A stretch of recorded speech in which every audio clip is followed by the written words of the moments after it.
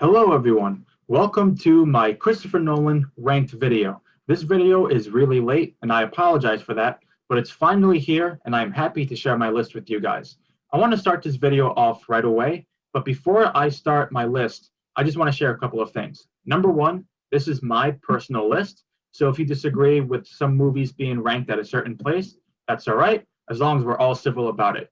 And I want to just share the fact that I reviewed all of these movies individually. So if I'm talking about a certain movie that you're interested in, feel free to go to my channel and check out my review of that specific movie. So with that being said, let's start the countdown of my favorite director, Christopher Nolan's movies, and how I rank them. Here we go. Number 11. My number 11 is Following. Following is the first film that is directed by Christopher Nolan. This movie came out in 1998. This movie is about a writer who has this habit of following people, but once he starts to get acquainted with this mysterious character, he goes down this very dangerous path and finds himself intertwined with a crime. And that's all I'm going to say about that movie.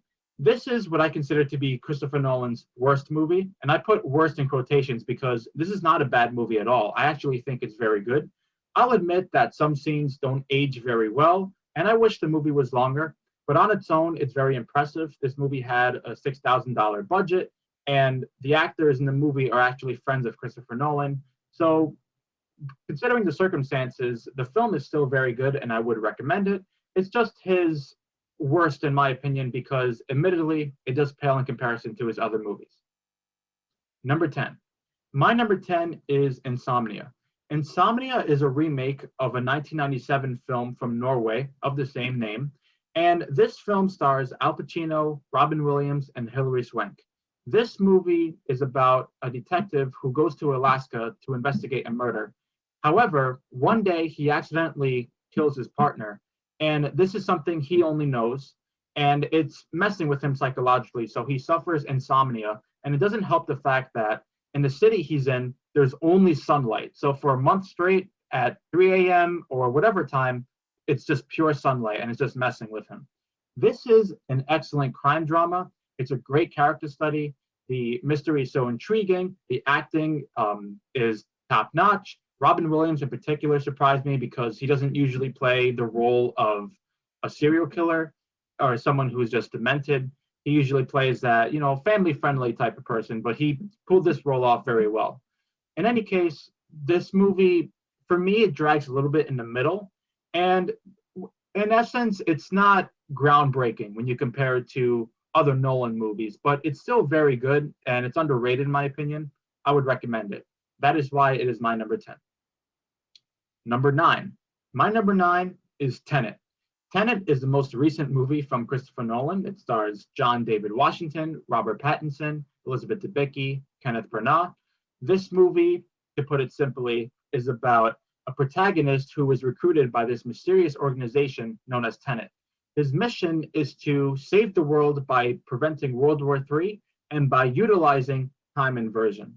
And this movie is very, very complicated, but I love it. I think it's an awesome film. The action sequences are incredible. The acting all across the board is very strong. John David Washington is the son of Denzel Washington. So imagine having Denzel Washington as your father and just you have to go in and maybe step up your game a little bit and people have these high expectations for you.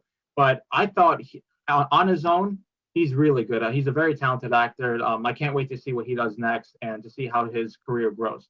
In any case, the reason why this is only number 9 is because to me, this movie lacks in comparison to other Nolan films in character. The character development is almost non-existent. I mentioned in my review that I cared about the characters and I was rooting for, our lead character, but I just wanted to know more about them. But regardless, this is still a thought-provoking and awesome movie that I've seen multiple times and it doesn't drag at all for me. It's 2.5 hours and it goes by in an instant. Great movie if you haven't seen it. All right, number 8. My number 8 is Interstellar. Interstellar stars Matthew McConaughey, Anne Hathaway, Michael Caine, and Matt Damon and Jessica Chastain. Interstellar is about a group of scientists who travel through another wormhole to try to find another planet for humanity to live because Earth is dying. I mean, it's set in the future and Earth is just doing really bad. And yeah, it's a science fiction epic that's almost 3 hours long. So this is Christopher Nolan's longest movie. A criticism I've always heard of Christopher Nolan films is the fact that he's a cold filmmaker, which means his movies lack heart and emotion. But I honestly can't see how someone can watch Interstellar and still have that criticism. Because if you watch Interstellar, you know that this is easily his most emotional film yet. And this movie tackles the theme of love in such a unique way. In any case, this film is wonderfully acted. The visual effects are incredible. Watching this in IMAX was really an experience. This movie has so much heart, and really, it's a film that you can tell that Christopher Nolan really put his heart and soul in the screenplay and how everything turned out to be. I mean, I think he does that with most of his movies, but here in particular, you can really see it. The reason why it's only number 8 is because for me, it's not as rewatchable as other movies such as The Dark Knight or Inception. For me personally, I have to be in the mood to watch this movie. I've seen this movie multiple times and I love it every time, but it's not the type of movie I can just see anytime or any day. You know what I mean? Like I have to be in the mindset. But obviously that's all subjective. That's just me personally. I know others who has this as their number 1 and I can totally see why. But for me personally, it just ranks as number 8 just because I prefer the other movies on the list. So Interstellar, great movie, number 8. Number 7. My number 7 is Batman Begins. Batman Begins is hands down the best superhero origin film I have ever seen. Christopher Nolan literally resurrected the live action Batman movies back to life because we had Batman and Robin, and so many people hated that movie and just lost faith in the live action Batman films. But in 2005, this movie came out. No one knew how good it was going to be. I think a lot of people were skeptical because of how bad the last Batman movie was. But Batman Begins came in. It took Batman so seriously. This movie and Batman the Animated Series are the best origin stories for Bruce Wayne that I've ever seen on screen. Batman Begins, the reason why it works so well is because from beginning to end, you're just so captivated to see how Bruce Wayne turns to Batman and the themes and the morals that he learns and Ra's al Ghul and Scarecrow. I love the fact this movie doesn't start off with having the Joker as the villain because he's obviously the most popular villain. This movie was mostly about Bruce Wayne becoming Batman, and you have 2 other villains who are just awesome, and the acting consistently is great. Gary Oldman, Morgan Freeman, Katie Holmes, Liam Neeson. Great movie. I mean, it's one of my favorite DC movies for sure. It is my number 7. Number 6. My number 6 is The Dark Knight Rises. I am one of the few people on the planet who prefer The Dark Knight Rises over Batman Begins. And I still stand by that. I adore this film. This is the 3rd film in the Christopher Nolan Batman trilogy, and I thought it concluded it in the perfect way. It's emotionally satisfying. It's 2 hours and 45 minutes, and it's consistently epic. The last 40 minutes or so are some of the most intense sequences I've seen on screen. And Tom Hardy and Anne Hathaway, I believe they don't get the recognition they deserve when they play Batman and Catwoman in this film. This movie takes place 8 years after the events of The Dark Knight, and Batman is basically retired. Bane comes into play, and he's possibly the biggest threat Gotham and Batman has ever faced. This movie is just incredible through and through. I saw this movie 4 times in theaters. That's how much I love it. I own the Blu-ray. I've seen it so many times since then. It's easily one of my favorite DC movies to come out. I know it's polarizing, but what can I say? I think this movie is incredible. And if you watch this movie right now, if you watch it today or any time within the next couple of weeks or so, you'll be terrified in how much parallels this movie has to real life. I mean, it's crazy. So Dark Knight Rises is my number 6. Number 5, we're in the top 5, guys, so here we go. My number 5 is Dunkirk. Dunkirk is based off a true story that it revolves around the Dunkirk evacuation. This movie is about British soldiers and French soldiers, 400,000 soldiers, who are trapped on the beach and they're surrounded by the German army. And it's a true story of how civilians had to travel by boat to the beach to rescue these soldiers. And it's an adrenaline rush, to say the least. This is truly one of the most unique films I have ever seen. When you hear a World War II film, you might think this is Christopher Nolan Saving Private Ryan or Hacksaw Ridge or Full Metal Jacket. And Dunkirk is really unlike any of those three films. This movie is solely about the event. So from the moment it starts, you're in it like that. And from the moment it ends, you get to have a history lesson of how this um, event happened. And it's just riveting throughout. And this movie doesn't have character development, but I didn't care because the point of this movie was about the event, and that's it. And the Hans Zimmer score is absolutely awesome. I mean, Hans Zimmer has worked with Christopher Nolan a lot, and this is one of his best scores, in my opinion, because it almost plays like its own character, and it really adds to the intensity. This movie is a masterclass in suspense, and I saw this movie 3 times in theaters. Watching it in IMAX was absolutely incredible. I love this movie. This movie also has a lot of heart, despite the lack of character development. I thought the screenplay is amazing. I mean, the way it intertwines 3 different stories, it's just an awesome movie. Dunkirk is my number 5, and I'm so glad that this is the movie that had Christopher Nolan get his first Best Director nomination at the Oscars. It should have happened way sooner, but I'm glad it finally happened with this film, even though he didn't win. Number 4. My number 4 is The Prestige. The Prestige stars Christian Bale, Hugh Jackman, Scarlett Johansson, Rebecca Hall, David Bowie, and Andy Serkis. There's a lot of people in this movie.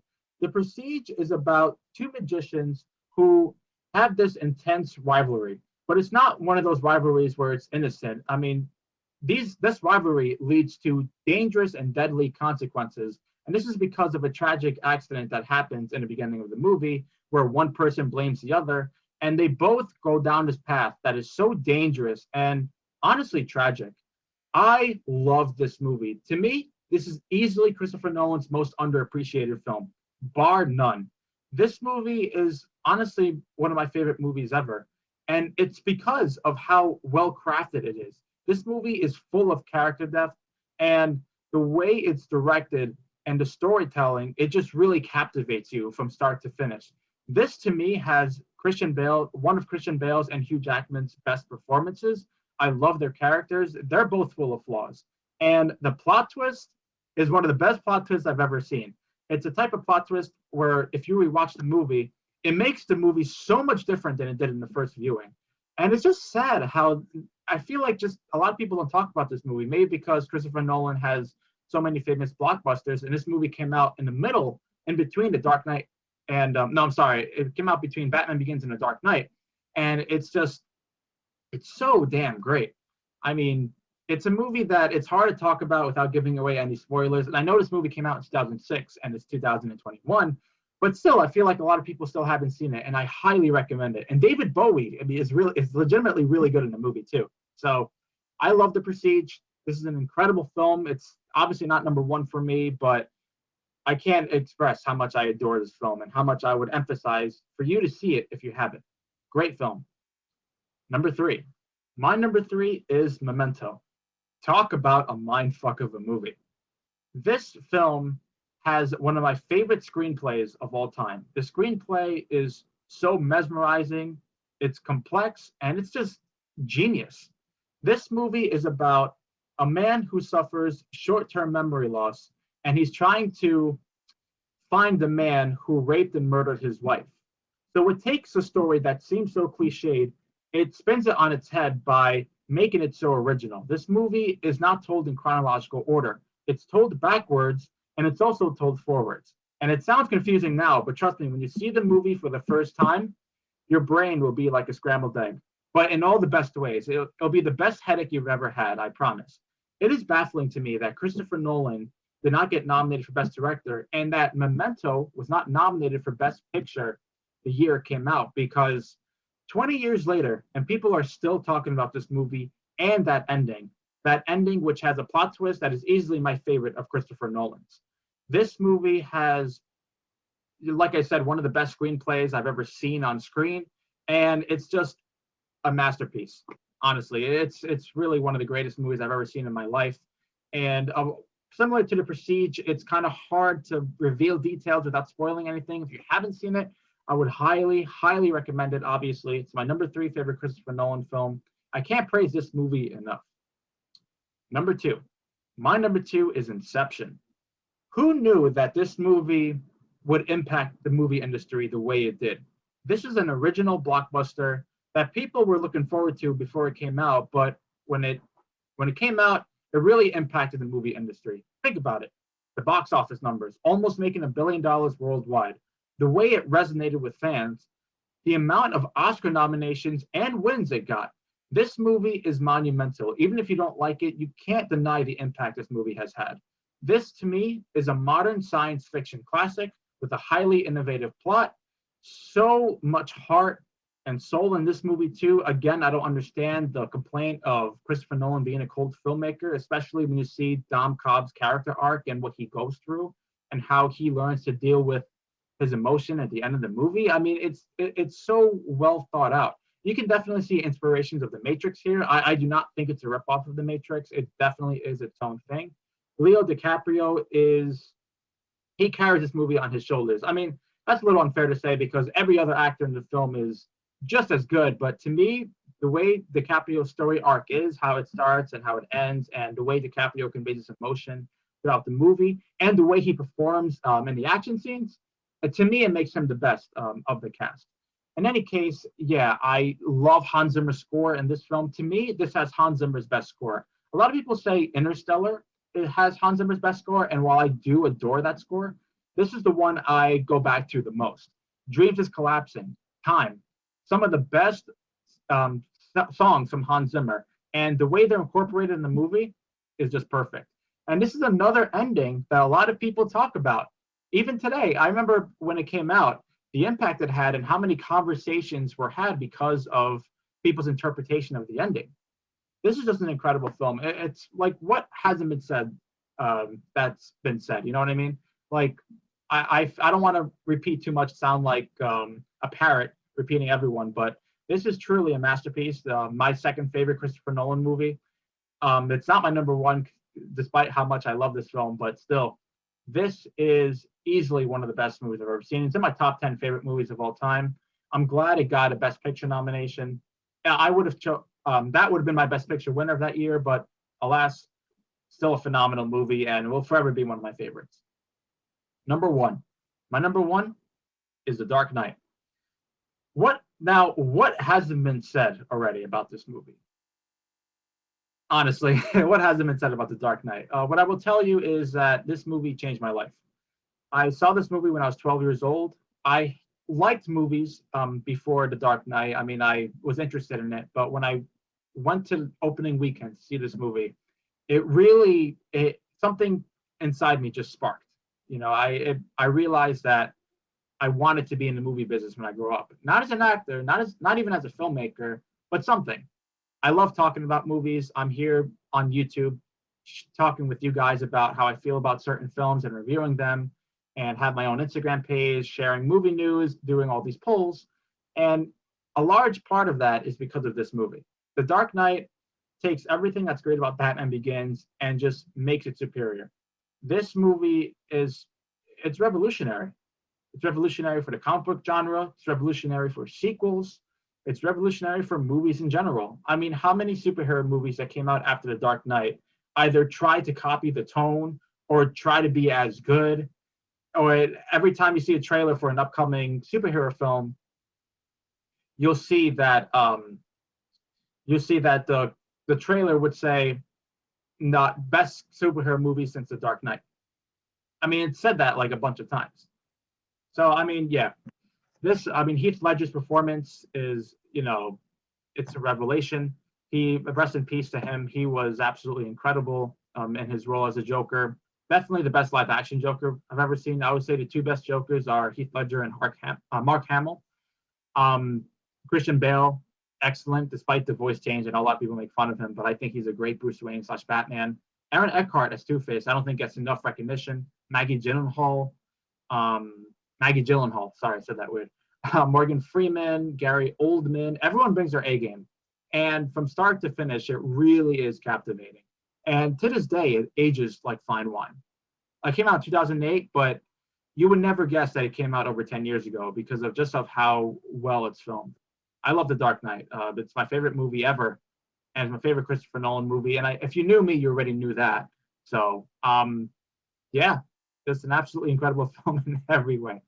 So, yeah, that's my ranking of every Christopher Nolan movie. Thank you guys so much for watching my video. I really do appreciate it. Christopher Nolan is a GOAT to me. I can't wait to see what movie he does next. It won't be for a while. I'm guessing maybe 2-3 years, because that's usually how long he takes for making a movie. But I hope it's great. I mean, I'm sure it will be anyway. But yeah, thank you guys for watching this video once again. If you like this video, please subscribe, like the video, share it. And yeah, I'll see you guys real soon next time for a review of The Little Things, which I'll be watching tonight. And I'll see you guys then. All right, take care.